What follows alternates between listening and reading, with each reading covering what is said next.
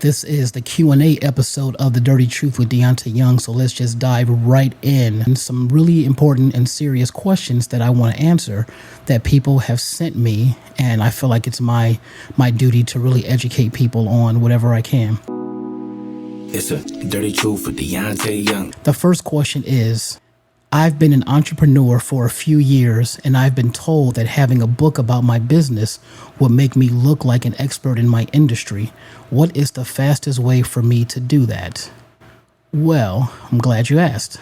So, yes, having a book is like having a much better version of a business card, and it will position you as an expert because let's face it, if you were looking at two people and one person had a business card and one person had a book on that topic, who are you going to look at as being the more seasoned person that you might want to work with?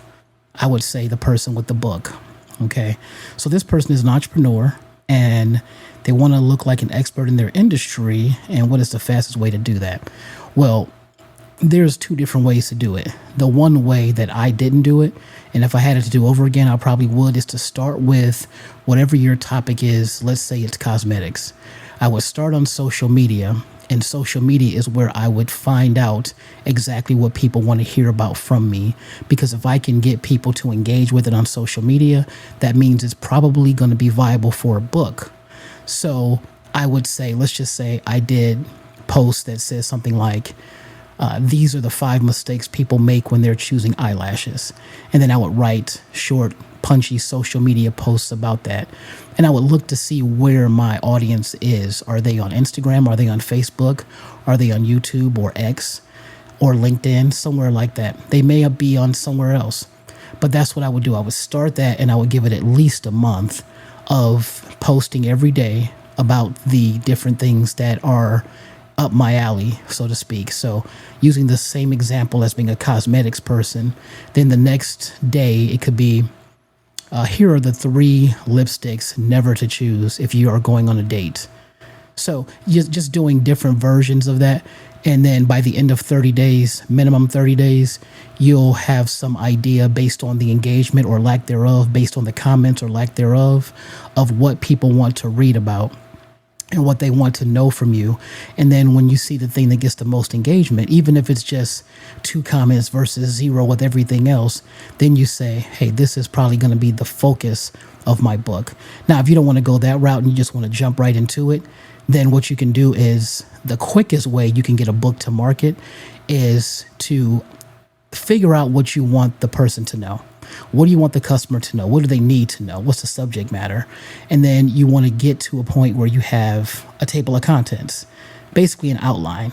So it's going to be chapter 1. It's going to be how to do nails when you're, going to a party. How to do your nails or how to clip your nails the right way to make them look professional. Whatever the case is, you want to get to a table of contents. Once you do that, then you figure out, I would say make 3 points in each chapter, use a story, make 3 points, and then end it. And then rinse and repeat every chapter. Tell a story that's related to that particular topic, make 3 points about it, and then you're out. Rinse and repeat. You do that for however many topics or however many chapters. People usually ask me, how long does a book have to be? I say it just needs to be as long as it has to be to make the point that it's trying to make, to tell the story that it's trying to make.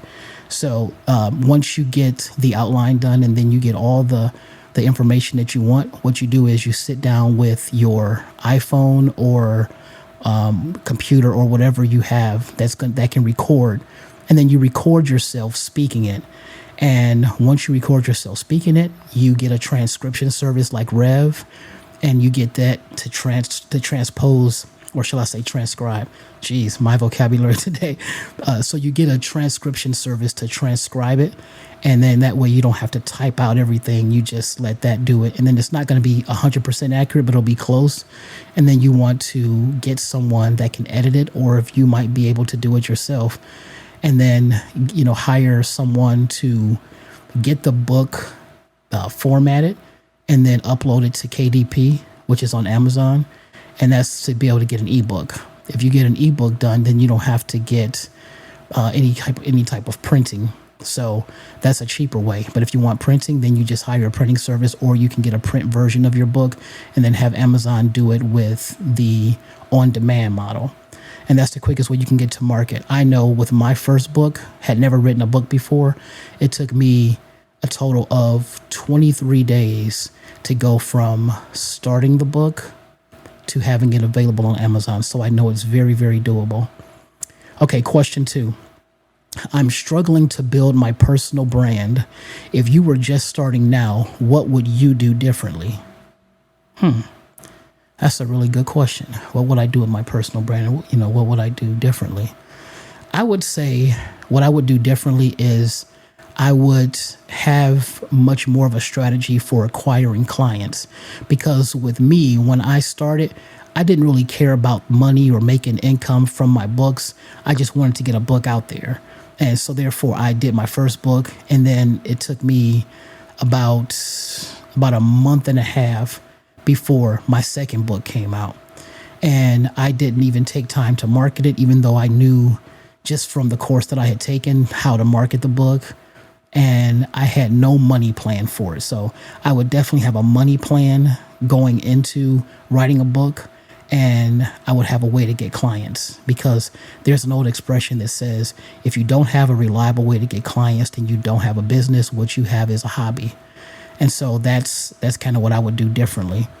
You'd most definitely want to elevate your whole ability to serve with your personal brand by having income coming from it. So that's a good question. So question number 3, you have a lot of social media posts showing you and your wife going out to eat and being on vacation. Why are there not more posts about your business?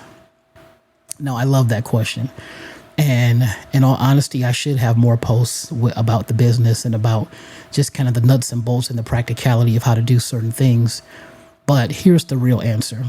So when you see posts from me and Billy Badass, what it is, it's a reflection of the business. It's showing this is what the business has wrought. This is what you could do yourself if you just follow suit or you just take the dive into entrepreneurship.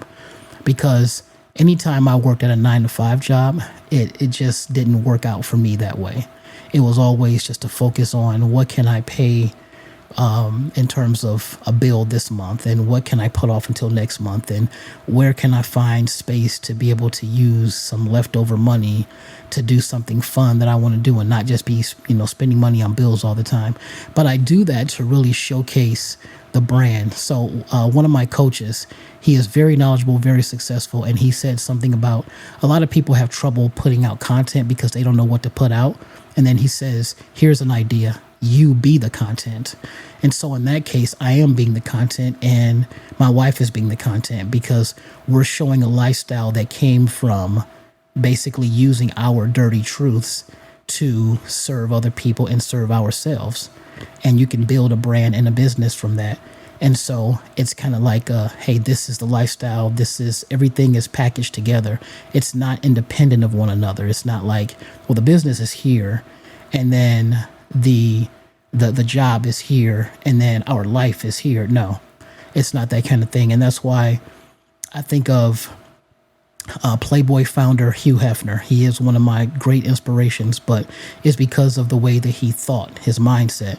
And he famously said one time, instead of looking to get a vacation, build a business where you don't need a vacation from. And quite frankly, that's what I feel, because even when I'm on vacation, I'm doing some form of quote unquote work. Now, I don't consider it work, but it's just a shorthand to that. So that's what that is. But you're right. I definitely will start putting in more things in terms of showcasing what we do actually in the business, because I have gotten away from that a little bit. So that's a good call right there. Okay, so question number 4. What is the fastest way for me to make a lot of money online? That's actually pretty easy. So a lot of people will look at it and say, oh man, you got to have this kind of product and that kind of product. But number one, the biggest way to do it, or shall I say the fastest way to do it, is with a service. offer a service, because if you can offer a service, people are going to care a whole lot more about what that service is that's going to help them do their thing versus something where it feels like you're saying, hey, come and get my thing that I like. Because you really have to serve from a standpoint of, I'm doing this for you, so this is all about you. And so a service that you can provide, well, first of all, there's so many, but I think the best examples I can give you is this. On my journey these past 5 years with doing books and the marketing materials and things like that, I have used so many online service providers. And I will always use service providers because it's like having a virtual assistant, a VA. And with my first book, I used service providers for the editing of the manuscript. I used service providers for the design of the book. And I used service providers for the logo, the Dirty Truth Publishing logo. And I also used a service provider for the design of the shirt that looked like the book cover of my first book and all of my subsequent books. And I've done that time and time and time again with every single book. One other good thing is that it doesn't have to be any of those types of things. It can be whatever it is your specialty is. Let's say that you provide a service where you are able to walk someone's dog. Well, go on social media, go into Facebook groups or wherever you hang out at online and talk about what you do. Talk about your service offerings, because people are always in need of a service. And if you were just trying to sell your widgets or your knickknacks or something like that, people are, they can take it or leave it. But we all need a service when you think about it. Even rich people, they can't do anything without having a service from people, whether it's a chef or, a personal assistant or whatever. But that's the easiest way and the quickest way to make a lot of money online. And you can go on websites like Fiverr or Upwork. There's just so many. And there's Fiverr Pro. I've used a lot. There is 99 Designs. Let's see, what's the name of that other one? 99 Designs. Design Crowd. Yeah, them. So you can apply to be a seller, or you can apply to be someone who just wants to hire someone for a job. So I would say that's by far the easiest and quickest way to make money online. Okay, question number 5. Why do you always say people should share their dirty truth? What if they don't want people in their personal business? That's funny, because if you don't want someone in your personal business, that's completely fine. When I encourage people to share their dirty truth, what I'm saying is people who are ready to share. Now, sometimes somebody might not be ready to share, and I may not know that, but I get passionate about it, because if you don't want people to know your business, that's 100% fine. I know a lot of people will say that, but yet they'll put all of their business on social media, which is kind of funny. But in all seriousness, I encourage it because it works 2 different ways. Number 1, sharing your dirty truth, meaning your setbacks, your hardships, your challenges, the things that have just kicked you into the ground. Those things, if you share them and talk about them openly and not just bury them because you're ashamed or embarrassed or just annoyed, whatever the case is, then all you're doing is just you're leaving that undealt with. And if it's undealt with, then it's going to always come back to the surface at some point, and it's going to have a moment where you have to deal with that emotion or that version of yourself or whatever it is. But it's very cathartic. It's very therapeutic to share your dirty truth with people, and you end up learning a lot more about yourself too.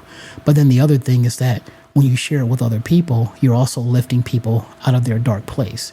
And one thing I like to always say is that when you find your way out of a burning building, then it's your obligation to help someone else get out of their burning building. And that's basically the same as sharing your dirty truth. Again, but it's only when you're ready to share. And sometimes you may have to push yourself, but it's one of those things where it's like, you ever go to bed angry and it just is like there's this pit in your stomach, and that just doesn't feel good. But once you get it off your chest and you talk about it, it's like a weight has been lifted off your shoulders. From a business standpoint, sharing your dirty truth creates more connection. And you never want to walk around making yourself look perfect. That's why I'm always talking about, my origin story where, here I am, a person that was put into honors classes as a 7-year-old. And then I ended up getting taken out 6 years later, only to go through high school and fail 12th grade twice. And then did not get a diploma, of course, but got my GED 9 years after that. Went to college only for one semester just to get the financial assistance. And then I ended up being a person that had a 1.7 grade point average, got D's and F's throughout my career. Yet here I am, a very, very sought after ghostwriter, and have written and published 9 books. And one of them is a bestseller. Actually, 2 of them are bestsellers. And have done a lot of things in terms of the literary world, and have been considered a role model to some people. This is not me saying it, that's what other people say. So sharing that, and then also talking about how I made myself live in a shelter and came out of that, got fired from an insurance company, and then was able to flip that within a matter of a couple years into a very rewarding business, entrepreneurial business. So sharing those dirty truths, those are things that people wouldn't want to normally talk about. But I'll tell you that one of my friends, when he saw and read my first book, he says, "I trust you because you made yourself look very vulnerable. Most people, when they write a book, they try to make themselves look perfect." So you never want to be on that side of things. People, they don't want to hear how perfect your life is. They don't want to hear any of this kind of crap. They want to hear things they can relate to, things that can make them say, "Oh wow, he gets how I think. He really gets how I think. He's on the same wavelength as me. He's not up here, he's down here." That's why Oprah was so much more relatable when she first came out, because even though she was rich then, she was still like a very vulnerable type person, because she would put her dirty truth out there, talking about her, that she was overweight and she was abused and had these situations in her early life that were just not very good. And that's what endeared Oprah initially to the world. So that's why, in a nutshell, you want to share your dirty truth, but it should always be when you're ready to. But if you don't want your personal business out there, stay off social media too. Just joking, kind of. Okay, question number 6. Oh, this is a good one. So it says, "Why do you wear sunglasses all the time? I think that's very unprofessional and I can't take you seriously." Well, you probably shouldn't take me seriously because I'm a clown, but it's okay. Listen, everyone is entitled to feel how they feel. But full disclosure is that one of my coaches just literally yesterday was telling me that it would probably be in my best interest to not wear the glasses. And as you can see, I look pretty exceptional. Oh man, that's a pretty bright shine on my face. I look pretty exceptional. I think I'm pretty gorgeous. So it's not like I'm sitting here with marijuana eyes. I don't smoke marijuana, never have, and never will. But I'm going to be making some adjustments on that. For me, it's always been a personal branding thing. And it started in my childhood because Michael Jackson is one of my biggest inspirations. And the fact that I saw him as when I was 6, and I'm seeing him wearing, sunglasses indoors at the Grammy Awards, at the Music Awards, and in interviews, and that just seemed really cool to me. At that time, I didn't even realize that was made for sunlight, but it's okay though, because I now understand that you create a whole nother level of connection when you are able to look in someone's eyes and they can look into your eyes. But that's all it was. It wasn't anything like that. I joke with people and say that I'm shy, and I am shy, but not shy enough to where I'm taking my glasses off. Now, I could say something really cool and say, well, I don't take my glasses off because I don't want people to fall in love because I am a married man to Billy Badass, but that would not be accurate, even though I am married to her. She's amazing. But that's the reason. Good question. Okay, so question number 7. In one of your episodes, you said you got started building your business in 2020 during COVID, and a couple years later, you were on TV. When did people start noticing what you were doing that led to that? I think that's a pretty good question. All right, so the way I'm going to interpret that question is that what you mean is, Like, at what point was there a turning point? Where did the turning point happen? Like, when I went from just a guy who's writing books or whatever and is kind of anonymous to a person who's in a position where he can even be on television. I'm assuming that's what you guys mean, or this particular person, Kyle, means by that. So this is what I would say. So the turning point, I would say, would be when I decided to write my third book, Winning is for Losers. And I decided to write that book. It was about 3 months after I wrote my first book. I was already looking to write my third book because my first two were out.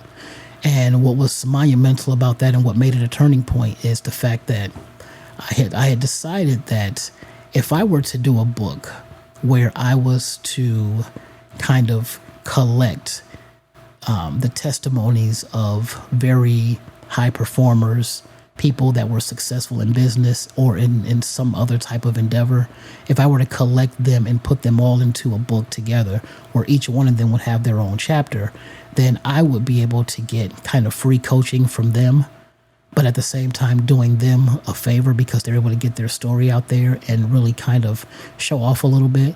And so I came up with the idea of doing Winning is for Losers because people that do the most winning in life are the ones that lose more than anybody because they try more than anybody. So I went to all these people. I'm talking about wealthy entrepreneurs and business people, very, very successful fitness coaches, and a television broadcasting legend here in Northeast Ohio named Wayne Dawson. And these people, they had wonderful, phenomenal stories. And I interviewed them and asked them the same, like, 4 questions. And it was all a way to kind of set the stage for them to talk about themselves. And because I was doing that and because they had a following of people that didn't know me necessarily, but they knew them and they were interested in them and they were public figures that had a following far greater than what I had, I said by association, I would be looked at as a guy that has some form of leadership and some form of, I would say, authenticity. And I just wanted to have that. And so it worked out better than I could have expected. The first 11 people that I asked, they all said yes.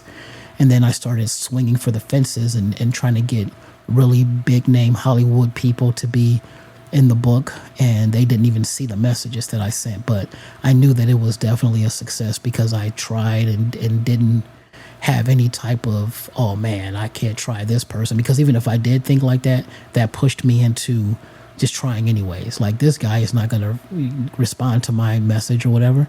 But if I'm saying that winning is for losers, I got to be the embodiment of that whole philosophy, right? So the winners are the ones that try more than anybody, but they also lose more than anybody. And I can accept that. So I would say that's where the turning point came, because with that, a lot of people who were followers of the people that I interviewed, the successful people that I interviewed, they became aware of me. And if they already knew about me or knew of me, they started to kind of gravitate towards me in certain ways. They saw the things I was putting out on social media because I started promoting the book, some months in advance. And I would profile these people, and that just endeared me to people. So I had my biggest first day sales of books on Amazon. I had the book on Amazon when it came out in September of 2021. That was my first day of sales, and it was the biggest first day of sales that I've had even to now. And that was such a great strategic thing. But what it did was it catapulted me, and it helped to jumpstart a great, phenomenal, rewarding friendship, mentorship, father figure kind of relationship with Wayne Dawson. And then other people was able to see me and they say, man, this guy is really doing something. And then I also had my first book signing, which was really more of a networking party. And I had that tethered to that book. So my first book signing was for my third book. And then, so having that relationship with Wayne, who obviously is co-anchor or the head anchor on Fox 8 News in the Morning here in Cleveland, Ohio, what that did was that put me in a position where now we are connected. And then he interviewed me on television about a year after I started the journey. And when I started my first book, a year after I wrote my first book, I was on television talking about my fifth book. And so that's where it started. And then Wayne's high profile friends and regular friends and family and all these people that he knew personally, they started to become aware of me, and I started being attached to him. So that was a great turning point. And it's important to just really look to see who you can kind of hitch your wagon to that's a somebody, because it's not for the sake of them being a somebody, but it's to elevate your presence and your influence. Because quite frankly, what that did to me more than anything, or did for me, was it helped bring me to the attention of people for me to serve, and also the other way around. People have served me and through education and just teaching me things that I never would have thought of or knew. So that's a phenomenal question as well. Okay. So, question number 8. I've heard you say that investing in yourself is important to being successful. How have you invested in yourself, and how did it benefit you? Yeah, I'm a very big proponent when it comes to investing in yourself. Very big proponent of that, because so many of us, we won't do it. And so investing in yourself can be a number of things. It can even be just reading all the time, things that are of value, reading for education, not for entertainment. And so for me, investing is so significant. And how I've invested in myself, I'll give you a perfect example, and it kind of jump-started me. So I knew in 2019 that I wanted to change my whole life for the better in the decade of the 2020s. So when it got to be towards the fall of 2020, this is one good way that I started. So there's a guy named Tucker Max. He has a publishing company where he publishes a lot of successful people's books and regular people's books. And I had gotten wind of him, and he's just a very successful guy. And so he had a workshop about, book writing, like how to do it. And I was really interested in that. So I invested the $55 that it cost to be a part of that. And at that time, $55 was a lot of money for me to come up with, believe it or not. And so I was able to come up with it no matter what it was. I was going to come up with it. And then that got me entrance into this sort of like a Zoom type of meeting in September of 2020. And I was in this little online session. And also, in addition to that, anyone that joined that, they got access to a Facebook group that had more teachings and stuff about publishing a book, writing and publishing a book. And in that Facebook group, I met a woman named Michelle Cope. And Michelle Cope had branded herself as a book writing coach. And I was really intrigued by her because I saw one of her Facebook posts, and I still have the screenshot of it, one of her Facebook posts after the Tucker Max thing went down. And she was talking about how she had had this meteoric rise, as an attorney or whatever her thing was. But she ended up becoming connected to Billy Ray Cyrus when she was 29, and he inspired her to live her dreams. And then that led to entrepreneurship. Well, by now, she had been making a lot of money writing and publishing books. And she really got my attention when she said that she has a book out called 28 Books to 100K. And she found out that people that make 100K have at least 28 books in their arsenal. And that can just be different versions of a book, like an ebook or audiobook or whatever. And so I was very intrigued by that. So what I did was I sought her out and we talked. And before you know it, I bought a copy of that book. And I was so amazed by the book. And finally I said, man, I'm going to really do a book because it's simpler than I realized. I did the book following that investment. And then I ended up buying her course a few months later. And now I sit here with 9 books, and they're behind me on that shelf. You can't really see them. You can see the bottom of them. Or on that poster, you can see some of the titles a little bit. But that was very, very important. That was one way I've invested in myself. But if I had to be honest with you about how much I've invested in myself just in these past few years, I would say it's probably getting close to about $60,000 or $70,000 just in investing in myself, and probably more than that. Because when you invest in yourself with coaches or people that know much better than you do, and when you're trying to get somewhere, it's indispensable. And rather than spending that money on something frivolous or meaningless, or something that's not going to advance your story and your life. I mean, you can do whatever you want to do with your own money, but to me, it's essential to do that. It's very, very important to invest in yourself. I've invested in myself when it was very painful. As a matter of fact, just recently, very, very painful investing myself at the level that I invested, because we're talking 5 figures at one time. And I'm sitting here like, I know this is worth it. I know that it's worth probably 10 times what's being asked, but this is a pretty steep price. But you have to look at the value and not the price. You have to look at what the transformation is going to be. And when you do that, you'll be amazed at just how much you've grown as a person. But I have really never had a problem with investing in myself. But believe it or not, investing in myself has taken me to levels that I would not be at had I not invested in myself. So it's never regrettable, but it's benefited me in every way. Okay, question number 9. I'm considering jumping on the bandwagon and creating a podcast. What kind of camera and microphone should I buy to make it look professional? Well, that's a good one. Okay, so first and foremost, I'm a huge proponent in just getting started, because I have been such a procrastinator. I would always tell people I'm a pro at crastinating, and you want to just get started. Even if it's messy, even if you are not ready, even if you don't feel ready, even if you think you still need 100 different things, even if the guy next to you has better equipment, forget about it. Nothing creates progress quicker than just getting started, even when you have no idea what you're doing. But something tells me you may have some idea. But even if you have no idea, you want to get started with just doing the thing. So podcasting, I would say the most important thing with podcasting is having great sound. It doesn't have to be world-class sound, but it shouldn't be scratchy. It shouldn't be hard to hear. You definitely want to have great sound. So I would say the one thing you should invest in more than anything is a good quality microphone. And I can tell you that a lot of people think these microphones are expensive. The one that I'm on right now costs about $500. But in all honesty, you don't need that, because I have a microphone that's sitting across from me, and that microphone is pretty awesome too. And so let me see what that is.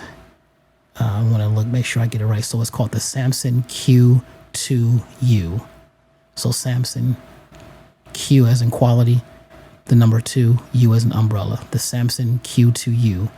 And it's a dynamic microphone, and it has professional level sound, and it's about $70. And you can get that microphone and plug it into your computer and use it.